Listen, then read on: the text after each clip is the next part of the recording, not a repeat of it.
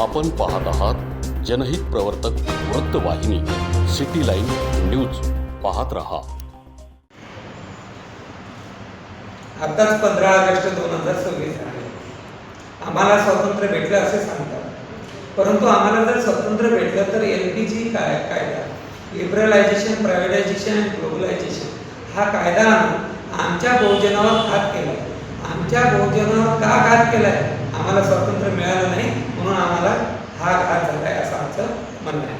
आमच्या गोरगरीब जनता, जी जनता जिल्हा परिषदेच्या शाळेमध्ये शिकत होती, त्या जिल्हा परिषदेच्या शाळा 65,000पेक्षा जास्त शाळा बंद करण्यात आल्या.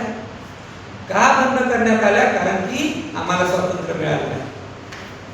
आमच्या SC, ST, OBC आणि मायनॉरिटीच्या स्कॉलरशिपा बंद केल्या. मग ह्या स्कॉलरशिपा का बंद केल्या आहे? कारण की आम्हाला स्वातंत्र्य मिळालं नाही.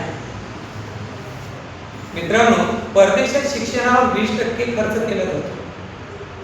परदेशात शिक्षणावर 20% खर्च केला जातो आणि आमच्या देशामध्ये शिक्षणावर 5% पेक्षा खर्च कमी केला जातो.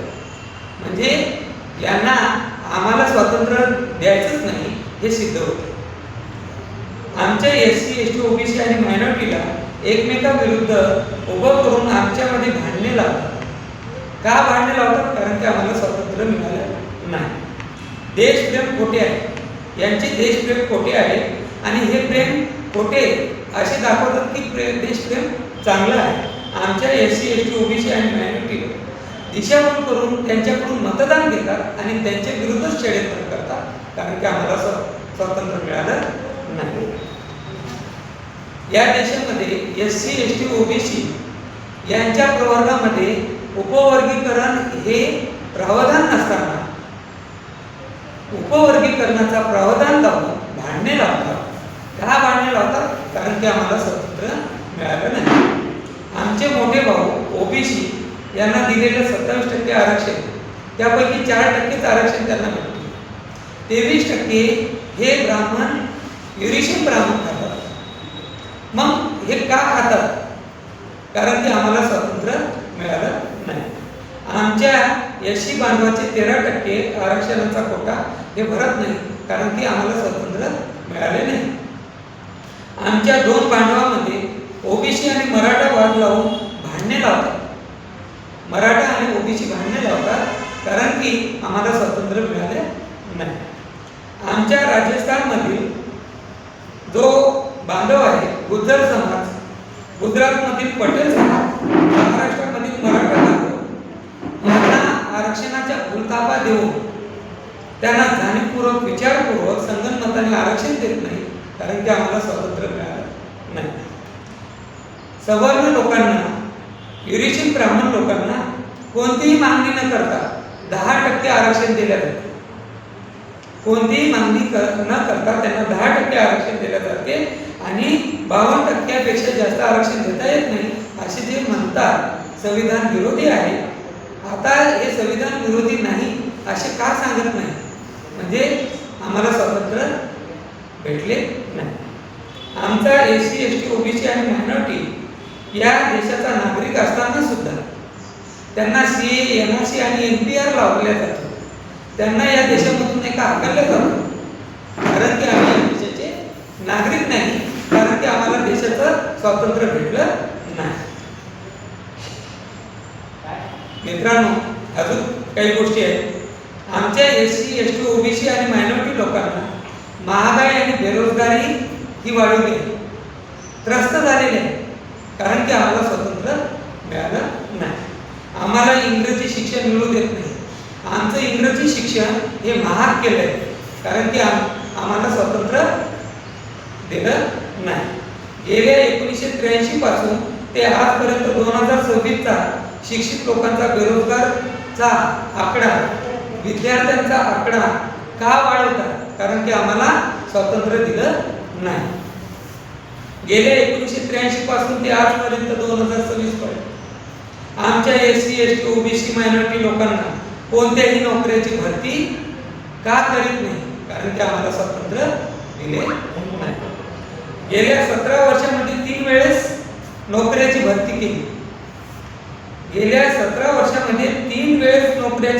केली आणि घोटाळा केला आणि रद्द केला, कारण की आम्हाला स्वातंत्र्य भेटले नाही. का आमच्या महिला ज्या SC ST OBC आणि मायनॉरिटीच्या आहेत त्यांना शारीरिक मानसिक आणि आर्थिक त्रास का देतो? कारण की आम्हाला स्वातंत्र्य भेटले नाही.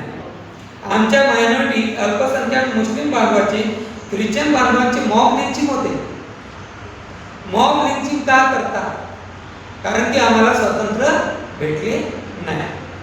आमच्या आदिवासी बांधवाची कोणतीही प्रगती झाली नाही. त्यांचा वकील नाही, डॉक्टर नाही, इंजिनियर नाही, अशी परिस्थिती असताना त्यांना उपवर्गीकरण लावलेलं आहे आणि उपवर्गीकरणाबरोबर क्रिमिनल आर्ट सुद्धा लावलेले आहे.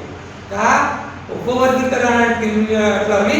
कारण की आम्ही या देशाचे नागरिक नाही, आम्हाला स्वातंत्र्य तुम्ही दिलं नाही.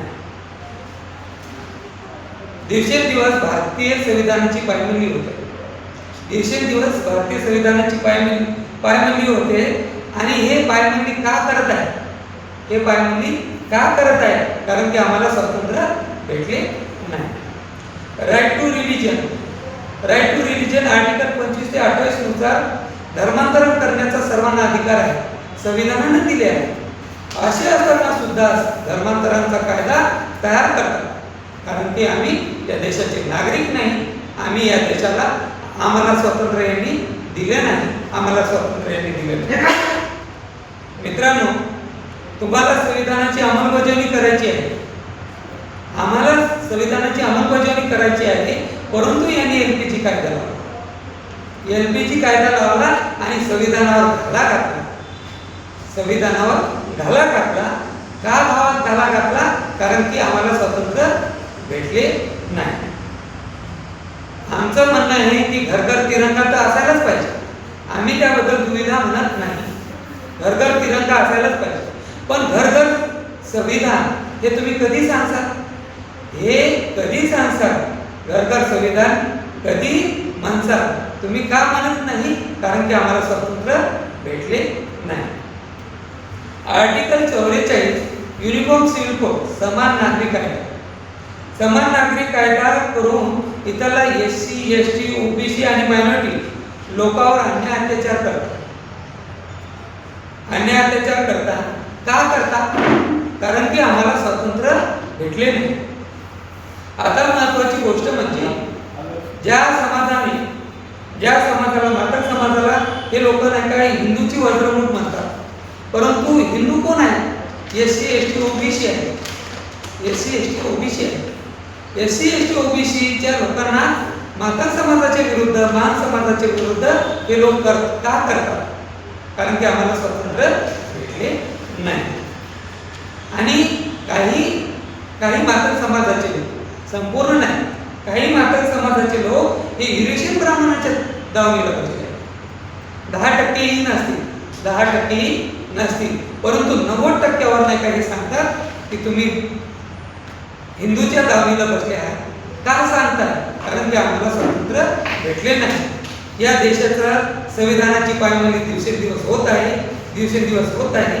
मला असं वाटतं की आम्हाला स्वातंत्र्य भेटलं नाही, आम्हाला स्वातंत्र्य भेटलं नाही. धन्यवाद. लोकांसाठी, लोकक्रांतीसाठी जनहित प्रवर्तक बनलेले निर्भीड, निपक्षपाती web portal, YouTube channel city line news like करा, कमेंट करा, सबस्क्राईब करा, बेल आयकॉनवर दाबून शेअर करायला विसरू नका.